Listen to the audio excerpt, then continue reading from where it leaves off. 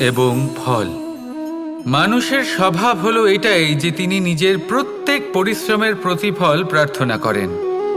বেশিরভাগ সময় এই ফলাফলের চিন্তা করতে করতে, কল্পনা করতে করতে উনি কর্ম করতে থাকেন যে আমি এই কাজটা করলে এই ফল পাবো। সেই সব কল্পনা করতে থাকেন যা না তার হাতে আছে, না আছে অধিকার, আর না আছে নিয়ন্ত্রণ। উনি শুধু নিজের কর্ম করতে পারেন। উনি কি ফল পাবেন তা তার হাতে কখনোই নেই। তাই আপনিও শুধুমাত্র কর্ম করতে থাকুন, ফলের চিন্তা করবেন না। মনে রাখবেন, শিকড় এবং শাখা যেভাবে একে অপরের সাথে জড়িয়ে, সেইভাবেই একে অপরের সাথে জড়িয়ে কর্ম এবং ফল। যেরকম কর্ম আপনি করবেন সেরকম ফল আপনি অবশ্যই পাবেন। তাই এই ফলের আশায় কর্মের সময় কখনোই নষ্ট করবেন না, কারণ যে ব্যক্তি সময় নষ্ট করেন, সময় সেই ব্যক্তিকে অবশ্যই নষ্ট করে দেয়। কর্ম করুন নিঃস্বার্থভাবে, ফলের চিন্তা করবেন না, আর আমার সাথে ভালোবেসে বলুন রাধা রাধা। কাল, আজ এবং কাল। আমাদের সমগ্র জীবন এই তিনটির আশেপাশেই ঘুরতে থাকে। আমরা সবসময় বিগত সময়ের বিষয়ে ভাবতে থাকি। অতীতে যদি আমাদের দ্বারা কোনো ভুল হয়, সেই বিষয়ে ভেবে ভেবে আমরা সবসময় অনুতাপ করতে থাকি। এটা উচিত নয়।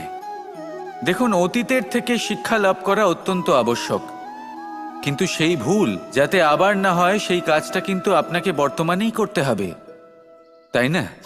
দ্বিতীয় কথা, আমরা সবসময় ভাবি আগামী দিনের বিষয়ে, ভবিষ্যতের বিষয়ে। আমরা ভাবি যে কাল করে নেব, আজ এই কাজ করতে পারছি না, কোনো ব্যাপার নয়, কাল করে নেব।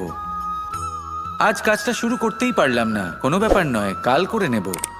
আজকের দিনটাই ভালো ছিল না, কোনো ব্যাপার নয়, সেটা কাল করে নেব। ব্যাপারটা বুঝুন, আপনি নিজের সময় নষ্ট করছেন। দেখুন, এই যে কাল, তা কখনোই আপনার হাতে আসবে না। তাই যে কাজ করতে চান সেটা আজকেই করুন, অন্তত শুরুটা করুন। কারণ এই আগামী সময়, তা সবসময় আপনার থেকে এক কদম আগে থাকবে, একদিন এগিয়ে থাকবে। জানেন কেন? কারণ এই কাল আপনার জন্য অপেক্ষা করবে না, সেই জন্য আপনিও এর জন্য অপেক্ষা করবেন না। যা করার তা আজকেই শুরু করুন। কারণ যে বর্তমানে নিজের ভিত স্থাপন করেন না, ভবিষ্যৎকালে তার সুন্দর শক্তিশালী ভবন কখনো নির্মাণই হয় না। আসুন আর আমার সাথে ভালোবেসে বলুন রাধা রাধা। ধৈর্য। এই ধৈর্য কি কোনো গুণ, কোনো অনুভূতি, কোনো দৃষ্টিভঙ্গি? আমার জন্য ধৈর্য এক বাহন। আপনি হয়তো ভাবছেন, এ কেমন বাহন? বাহন তো ঘোড়া হতে পারে, হাতি হতে পারে, উটও হতে পারে, কিন্তু ধৈর্যকে বাহন বানানো মানে? চলুন আপনাকে একটা কথা বোঝাই। পৃথিবীতে এমন কোনো বাহন নেই যে তার আরোহীকে আছড়ে ফেলেনি। সেটা উট হোক বা হাতি হোক বা ঘোড়া হোক, চলতে চলতে কখনো নড়বড় করেই বসে। তারপর সেই আরোহী পড়ে কারোর পায়, তারপর পড়ে তার নিজের নজরে। কিন্তু ধৈর্যরূপী বাহন কখনো কাউকে ফেলে না, কখনো না। না সেই আরোহী কারোর পায়ে পড়ে, আর না তো নিজের নজরে।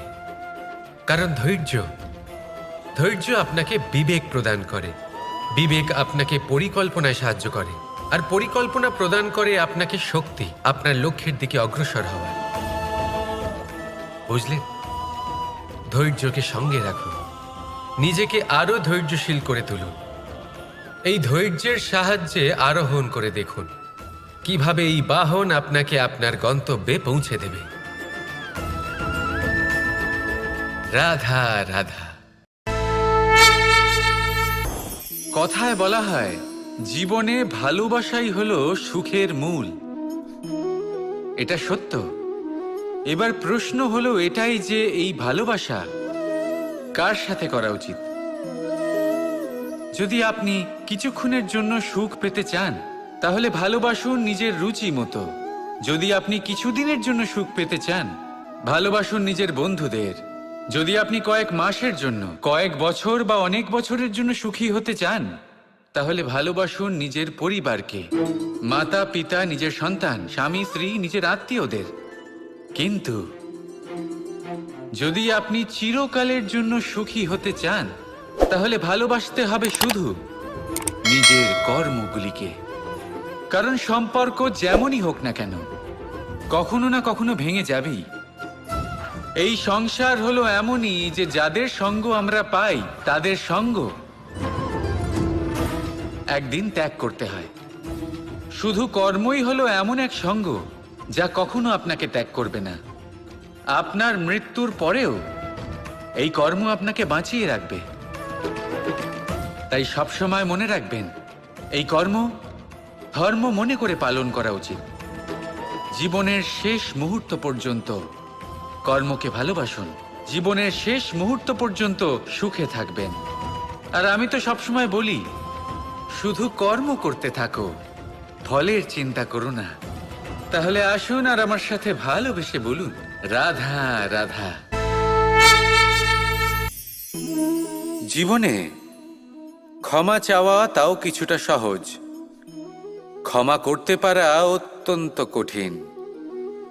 ক্ষমা 2 অক্ষরের এই শব্দ হতে পারে, কিন্তু অত্যন্ত বড় এই শব্দ, অত্যন্ত গুরুত্বপূর্ণ এই শব্দ। কখনো কখনো অন্য কাউকে ক্ষমা করে দেওয়া তাও কিছুটা সহজ কাজ, কিন্তু নিজেকে ক্ষমা করতে পারা অত্যন্ত কঠিন হয়ে দাঁড়ায়। অতীতে যদি আমাদের এমন কোনো ভুল হয় যে কারণে আমরা নিজেকে ক্ষমা করতে পারি না, অনেক সময় এমন কিছু ভুল করে বসি যে বিষয় শুধু আমরাই জানি, কিন্তু আমরা নিজেকে ক্ষমাই করতে পারি না। আর আমাদের বিকাশ সেখানে স্তব্ধ হয়ে যায়। কারণ যদি আপনি ক্ষমা করতে না শেখেন, নিজেকে ক্ষমা যদি না করতে পারেন, তাহলে তা আপনার জীবনের সবথেকে বড় বাধা হয়ে দাঁড়াবে। সেই জন্য জীবনে অবশ্যই শিখুন যে কিভাবে নিজেকে ক্ষমা করতে হয়, আর শিখুন যে আগের করা ভুল আবার কি করে না করা যেতে পারে। এই মন হালকা হবে আর প্রসন্ন হয়ে বলবে, রাধা রাধা। আমি অনেক মানুষকে এটা বলতে শুনেছি যে মানুষ মানেই ভুলের বাক্স, মানুষ নাকি ভুলে ভর্তি পুতুল। আর এটাই সত্যি। দেখুন, ভুল কার দ্বারা হয় না, প্রত্যেকের দ্বারা হয়। আর একটা নয়, অনেক ভুল হয়। কিন্তু মনে রাখবেন, তাদের বস্ত্রতেই কাদা লাগে যারা কাদা পরিষ্কার করার প্রচেষ্টা করেন। তাহলে যেখানে চেষ্টা আছে সেখানে ভুল তো হবেই। এবারে যদি আপনি কোনো নতুন সংকল্প করতে যান, কোনো বড় কাজ করতে যান, আর আপনার দ্বারা কোনো ভুল হয়ে যায়, তাহলে কোনো ব্যাপার নয়, তার জন্য পস্তাবেন না। নিজের ভুলটাকে চিনুন, তাকে বুঝুন, তাকে শুধরাবার চেষ্টা করুন। আর সব থেকে জরুরি কথা, নিজের ভুল থেকে শিখুন। তাদের হাত থেকেই রক্তপাত হয় যারা কাঁটার মধ্যে লুকোনো ফুলকে খোঁজার চেষ্টা করে।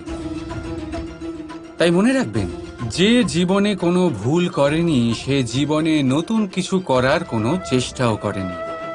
এই ভুল আপনার সব থেকে বড় শিক্ষক। তাই সেটাতে দুঃখী হবেন না, তার জন্য পস্তাবেন না। এই ভুলকে সম্ভ্রম করতে শিখুন। তারপর দেখবেন আপনি নিজেকে জীবনে আরো শিখরে নিয়ে যাবেন। রাধা রাধা। প্রশান্তি জড়িত নিদ্রা মানুষের জীবনের একটা অত্যন্ত গুরুত্বপূর্ণ সুখ এবং প্রয়োজনীয়তাও। দেখতে গেলে এই সংসারের প্রত্যেক পশু পাখি, প্রত্যেক জীব অবশ্যই নিদ্রা প্রাপ্ত করেন, কিন্তু মানুষ, যার মধ্যে বিচার বিবেচনা করার শক্তি অন্যদের থেকে অনেক বেশি, তার কিন্তু ঘুমের কিছু সমস্যা অবশ্যই হয়। কি বলেন, তাই তো? এবার এর কারণ কি? চিন্তা। এবার চিন্তা আমাদের সবার জীবনে আছে। আমরা সকলে জানি যে চিন্তা কখনো আমাদের সাহায্য করে না, তাও আমাদের জীবনে আছে। কেন? চিন্তার মাধ্যমে কি কখনো কোনো সমস্যার সমাধান হয়েছে? অর্থের চিন্তা করলে কি অর্থ লাভ হয়? ভবিষ্যতের চিন্তা করলে কি ভবিষ্যৎ ঠিক হয়ে যায়? স্বাস্থ্যের চিন্তা করলে কি স্বাস্থ্য নিজে থেকেই ঠিক হয়? হয় না। তাহলে এই সব কিছু থেকে আমাদের একটা ছোট্ট শিক্ষা অবশ্যই লাভ করা উচিত। আপনিও আপনার কাঁধ থেকে চিন্তার এই বোঝা নামিয়ে ফেলুন। আর এই সব ইচ্ছে একত্রিত হয়ে আমাদের মনে চিন্তা উৎপন্ন করে। তাই এই চিন্তাগুলিকে ত্যাগ করুন। প্রকৃতির প্রেমের ওপর বিশ্বাস রাখুন। মনে রাখবেন, যিনি চিন্তামুক্ত হবেন তিনি চিতামুক্ত হবেন। সুখের নিদ্রা প্রাপ্ত করুন, আর নিদ্রায় যাবার আগে আমার সাথে ভালোবেসে বলুন, রাধা রাধা। কখনো কখনো আমরা ভাবি যে কোনো ব্যক্তি যিনি ধর্মের পথে চলেছেন, যদি তার দ্বারা কোনো ভুল হয়ে থাকে তাহলে নিয়তি তাকে সেই মুহূর্তেই কঠোর শাস্তি দেন। কিন্তু সেই সব মানুষ যারা সংসারের সবথেকে বড় অধর্মী, বহু নিকৃষ্ট মানের কাজ করেন, তাদের নিয়তি অনেক সুযোগ দেন। তাদের নিয়তি এরকম কঠোর প্রহার করেন না। এই ভাবনা কখনো না কখনো মনে আসেই। ভেবে দেখুন কেন? আসলে জীবনকে বেশিরভাগ মানুষ একভাবেই দেখে থাকেন। বিভিন্ন স্তরে একে দেখা উচিত। এবার আপনি বলুন, এই সংসারে কোনো অধর্মী কখনো প্রেরণার উৎস হতে পারেন? কখনোই নয়।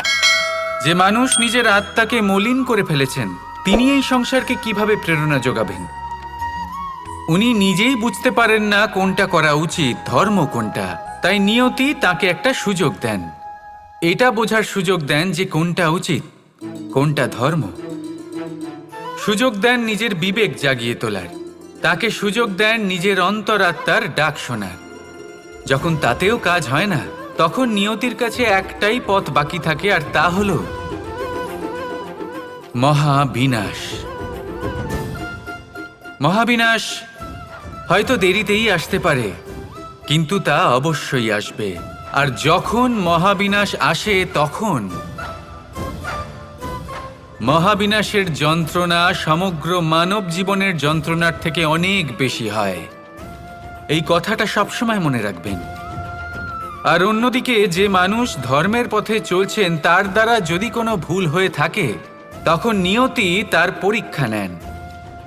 কিছুক্ষণের জন্য মানুষের মনে হতে পারে নিয়তি তাকে কঠোর শাস্তি দিয়েছেন, কিন্তু সময়ের সাথে আমরা সবাই দেখি যে যখন সেই মানুষ সেই পরীক্ষায় উত্তীর্ণ হন, এই সমস্ত সংসারের জন্য প্রেরণার উৎস হয়ে ওঠেন। অর্থাৎ নিয়তি প্রত্যেক মানুষকে তার কর্ম অনুসারে উচিত ফলও দেন, উচিত শাস্তিও দেন।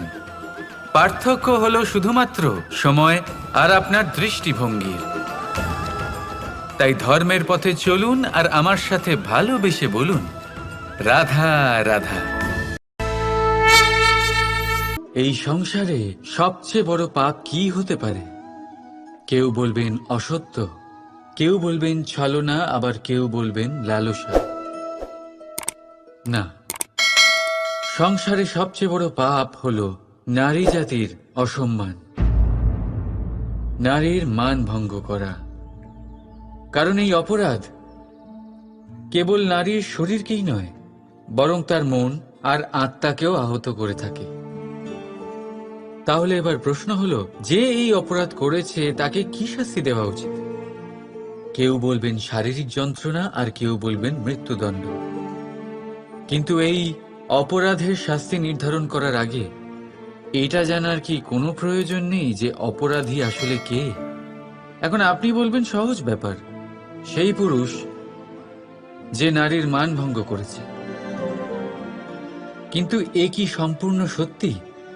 নিজের অপমানের জন্য, নিজের সম্মানকে নিজেই হারানোর জন্য কখনো নারী কি নিজে দায়ী হতে পারে না?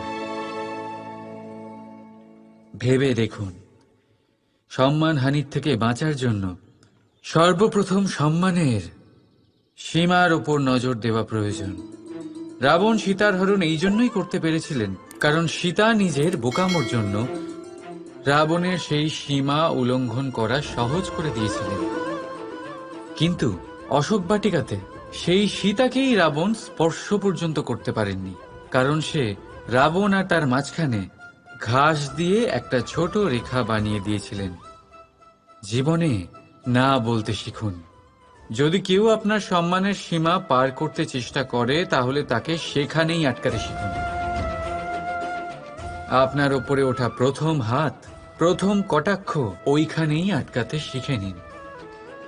তখন কোনো পুরুষের সাহস হবে না আপনাকে আবার অপমান করতে চেষ্টা করার, কারণ নারী জননী, পূজনীয়। তাই নিজেকে দুর্বল মনে করে আপনি অপরাধী হবেন না। রাধা রাধা। আমাদের জীবনে অত্যন্ত গুরুত্বপূর্ণ একটা আশা বসবাস করে, বিশ্বাসের রূপে। বিশ্বাস যা আমরা ঈশ্বরের ওপর করি, ভাগ্য, প্রারব্ধের ওপর করি, নিয়তির ওপর করি। যখনই ভালো কিছু হয় আমরা বলি এ হলো ঈশ্বরের দয়া, যখন খারাপ কিছু হয় আমরা বলি এ হলো ঈশ্বরের মায়া। কখনো ঈশ্বর বা ভাগ্য বা প্রারব্ধ বা নিয়তি। আপনি নিজে কোথায় তা কখনো ভেবেছেন? আপনি বিশ্বাস করছেন ঈশ্বরের উপর, প্রারব্ধের উপর, কখনো নিজের উপর করেছেন? আমি আপনাকে একটা সহজ কথা বলি, যদি আপনি ঈশ্বরের উপর বিশ্বাস রাখেন, শুধুই ঈশ্বরের উপর বিশ্বাস, তাহলে আপনি সেটাই পাবেন যেটা আপনার ভাগ্যে লেখা রয়েছে। কিন্তু যদি আপনি নিজের উপর বিশ্বাস রাখেন, আত্মবিশ্বাস রাখতে শেখেন, তাহলে ঈশ্বর আর নিয়তি দুজনে মিলে আপনার ভাগ্যে সেটাই লিখবে যা আপনি চাইছেন। তাই মনে রাখবেন, সাফল্যের পথ হলো এই বিশ্বাস। নিজের আত্মবিশ্বাসকে ধরে রাখতে শিখুন, দেখবেন আত্মা প্রসন্নতায় ভরে উঠবে। তাহলে আসুন এই প্রসন্ন ভাব নিয়েই বলুন রাধা রাধা।